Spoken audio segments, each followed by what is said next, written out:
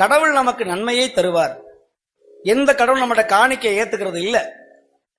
கடவுளுக்கு நீங்க ஏதாவது செய்யணும்னா சாப்பாடு போடுங்க கோயில்ல. நீங்க அதை வெட்டுற, இதை வெட்டுற, முடிய வெட்டுற, அத அங்க பிரச்சனை பண்ற, அதெல்லாம் உங்க பிரியம். ஆனா முதல்ல கோயில போய் 10 பேருக்கு சோத்த போடுங்க.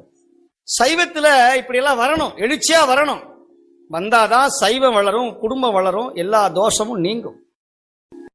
போதும் என்கின்ற அந்த வார்த்தையானது அன்னதானத்தில் மட்டும்தான் நமக்கு கிடைக்கும். பித்ருதோஷமாகட்டும் அல்லது குலதெய்வ தோஷங்களாகட்டும், இது எல்லாவற்றிற்குமே, இந்த தோஷங்கள் அனைத்திற்குமே தீர்வாக எதனை சொல்லியிருக்கிறார்கள் சொல்லி பார்த்தோம்னா இந்த அன்னதானம் செய்வது என்பதைத்தான்.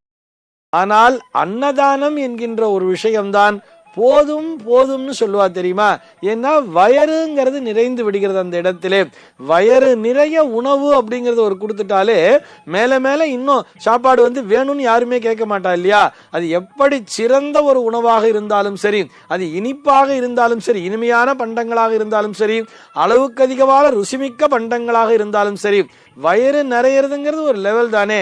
எனக்கு போதும் அப்படின்னு சொல்றா இல்லையா?